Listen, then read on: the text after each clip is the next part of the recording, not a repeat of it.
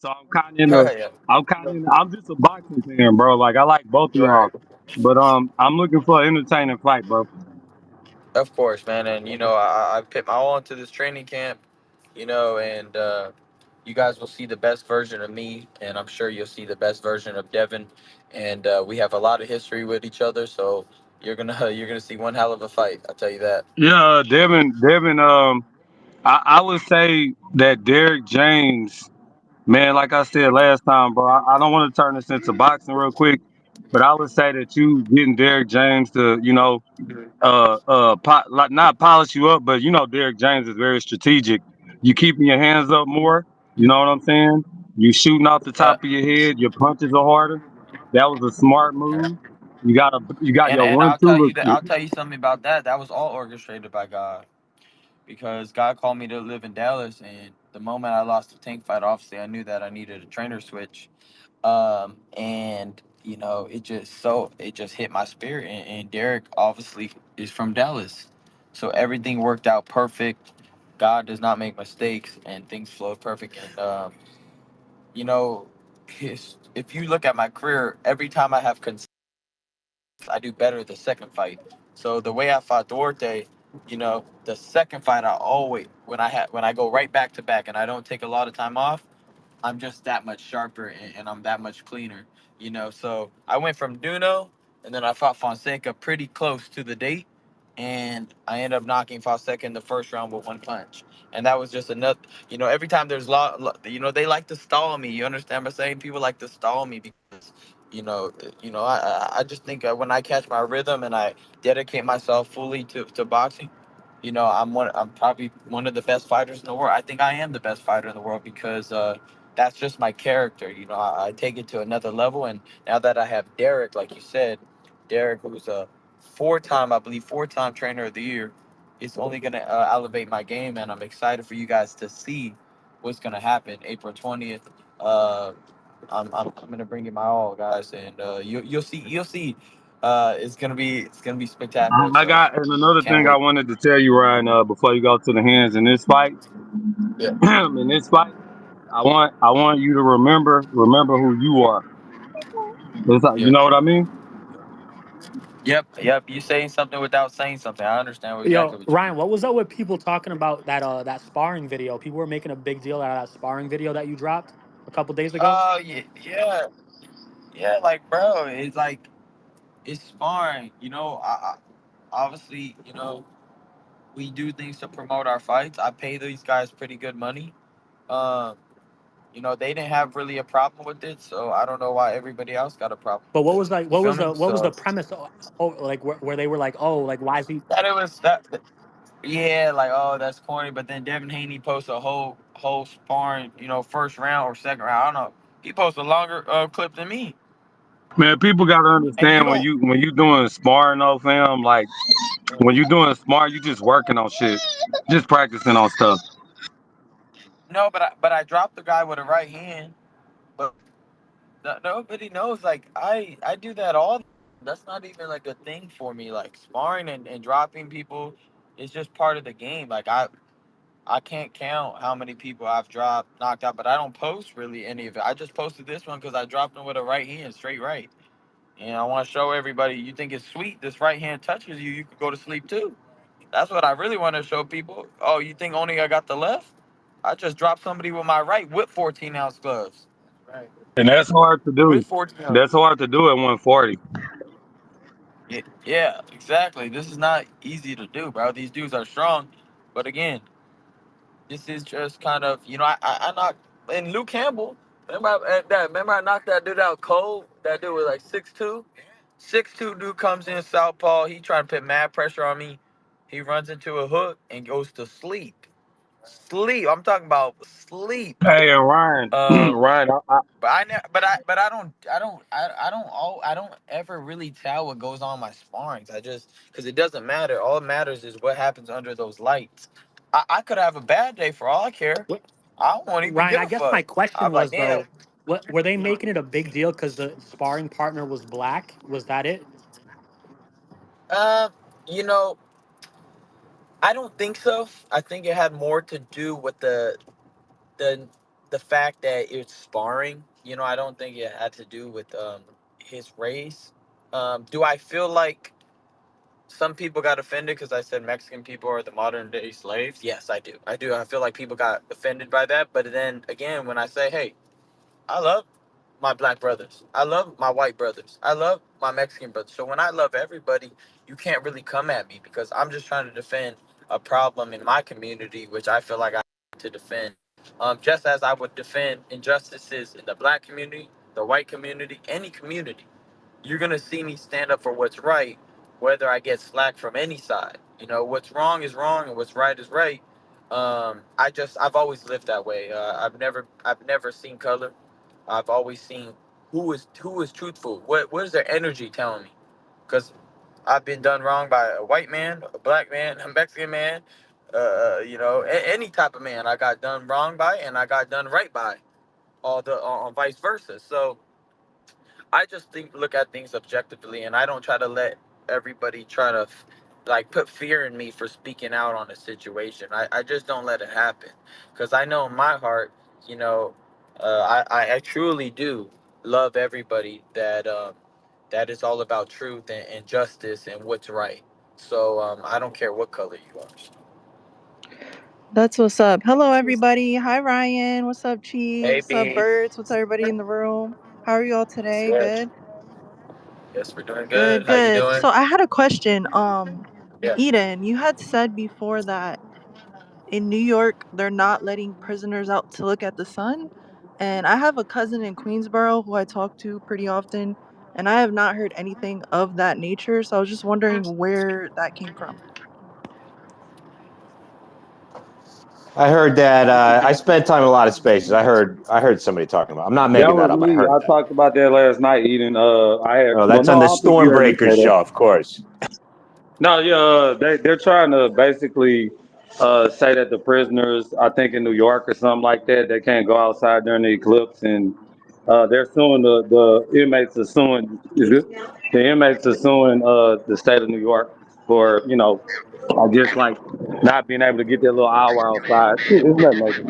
Wow, I have not heard anything like that. Wow, that's Maybe, interesting. maybe you could hit up your cousin. Maybe you could hit him Yes. up and try to confirm it.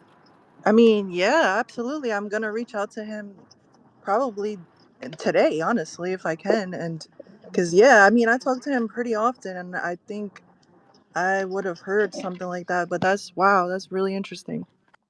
I mean, they're learning the law in those prison systems now too. They're learning like the actual common law. So I mean, Oh that's yeah. that's something to look at too, to consider.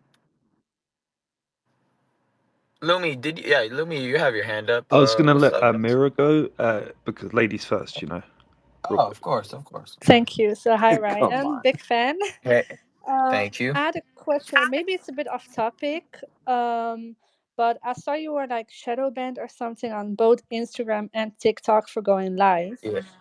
Yes. I Yeah. live in the Netherlands. Don't know if you know it, Uh but I always watch your lives like late at night because I always wake up huh. for some reason and suddenly you're live. And I always watched it and I was like, what happened? Are they like holding you against like telling the truth or something? Like, what the fuck's going on? Because I saw it a Yeah. couple times and Yeah. suddenly you can't go live anymore. It's crazy. Yeah. Yeah. I don't understand either. I'm confused on why I would get shadow banned on shadow ban on my lives, I Mm-hmm. guess on Instagram when I don't really do anything too provocative on there. You had Tory Lanez out there having strippers on his thing. You got you know these people showing their whole bodies on Instagram, and I guess that's against the guidelines too. But for me to be just talking about truthful things, I don't think I should have been shadow banned for my lives but TikTok. I understand there was a dude that was acting um much disrespectful to a community, which I didn't appreciate, but that was out of my control. So I understand why they shadow banned me there, but then they lifted the shadow ban on the live. But then when I went back on TikTok, all I did was bring up that girl's name, what was Jay-Z's, the Marina girl, the one that does those weird art gallery things that are basically demonic rituals, but everybody acts like it's art. It's not art. They were out there. She was talking about mixturing blood and breast milk together, that's disgusting. So again, all I do was speaking the truth, and they do end up silencing me sooner or later for speaking things that they're showing to everybody. So they can show to everybody all these weird things, but if I call them out on it, I'm the one that gets shadow banned. But they're actually doing it in real life.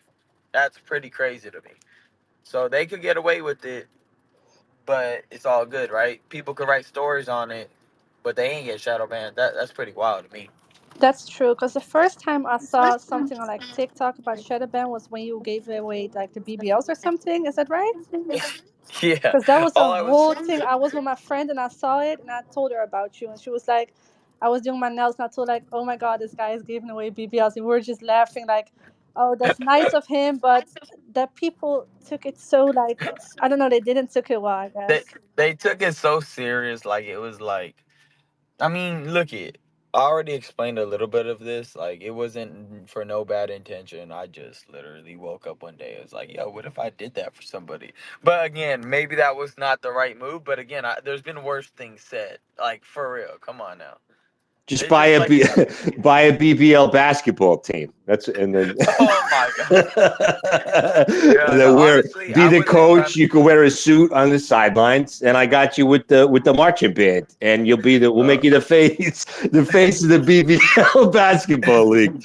Can't you No, but that see was it? a We'll make all kinds of money. All right, back to you. yeah, that was a great question, Mirror. Like, yeah, I thought people took that a little too serious as well. But again, I already kind of touched on it. No, but It's all honestly, good. you're just doing great. I see a lot of hate. Like, I get it. Some people, you know, the internet Yeah, is a crazy place, honestly. People don't yeah. know what to believe anymore nowadays. But I mean, you're doing Right. great. You're gonna kill the fight. You're gonna do great. So, Thank you. God bless you. I can't wait to see you fight on the 20th. Thank you so much. Hey Ryan, I had a quick question, real quick before Looney. What Yeah. do you think of Yeah. Tank? I mean, not Tank. What do you think of Pitbull calling you out after the fight? Oh, yeah, I've been calling him out though. I mean, that dude. When I was making my comeback fight, I was pressing that fight hard. After that year and a half layoff, and he didn't want it, and then he still didn't want it after I beat Tegel, and then he didn't want it after I beat Fortuna, and then I called him again out, so many times, and I it was even ordered by the WBC for us to fight. I mean, obviously they went around it, so it doesn't really matter, bro. Like all that, like mandatory shit don't matter, bro. So when you sleeve Devin, when you sleeve Devin, I mean Pitbull got to be next, right? Got to be. That'd be a massive fight. I would love for that to happen, but it won't happen. I'll tell you why. Politics, brother. PBC will not let nobody fight me unless I be fighting with them. I'm just being real with you. Unless it's like a big fight like Tank, but it ain't gonna happen, bro. They won't want to make that fight happen. Trust me. And Sean, I know he's not with. I guess he is technically with PBC because Sean Gibbons is basically PBC. So, and that dude, I don't want to talk about him no more. But that dude played me too. They all try to make me seem like a liar, you know, and when I exposed them, they all got sad and got scared because I said, "Hey, bro, why would you tell me there's a fucking Manny Pacquiao fight for me, and make me lose that Tank fight after I fought Campbell?" Because you went and lied to me that you had a fucking Manny Pacquiao fight, and they don't. Nobody ever wants to speak up for me for that. Like it's fucking bullshit. Like my team should have spoke up for me on that, because back then that shit was a big deal, and everybody was like, "Oh, you're a liar," and ain't nobody spoke up for me. It's fucked up. Hey, oh, go ahead, Lumi. I got the Lumi. Oh, thank you, Patriot. Yeah, so real quick is I've been doing a little research into essentially the energy which people have, right? Like Ryan, I'd regard you as having a certain kind of energy Yeah. above normal human beings, right? And it's really strange. The eclipse which has come in, a lot of the occultists believe that this random energy called viril or something similar to it, all of them have it in a different way. But basically, it enhances people who have understanding of it. And this is why I think the media is hyping up this whole eclipse thing to another level. And I'm sure that other people have an opinion on this as well. But I'm glad to see you up here, man. All respect to your fight coming up, and keep the energy high, and make sure whatever you do, you keep your chin down, and you'll be fine. Thank you, man. I appreciate you. Uh, Yeah, I was just real quick. I was gonna talk to you about the Rolly fight, man. I saw that you had put that you would knock out what's his name, Pitbull Cruz. yeah, I definitely yeah, agree with you because yeah. that style is usually one of the styles you run into a lot in My favorite amateurs style. and in Yeah. sparring. Yeah, it's my favorite style of all time. I mean, I've fought. I can't count how many times I've sparred somebody there like that, fought somebody like that, been in the gym with somebody like that. And he is definitely much smaller than me, even smaller than Duarte. Duarte fought similar to him, just bigger and maybe slower, and not as I guess not as aggressive, but still very similar style. They could deny it all they want, but Duarte and Cruz had a very similar style. I would just be fighting a somewhat smaller version and possibly a little bit better than Duarte, but I could handle that because again, I knocked out Duarte in 8. I feel like I could knock out Pitbull within 5 rounds. And using that jab, right? Nice Yeah, jab. the jab, learn him. I mean, he's coming forward anyway, so he's gonna have to eat some. So again, I know exactly. Rolly's made a mistake. He went back way too much in the fight.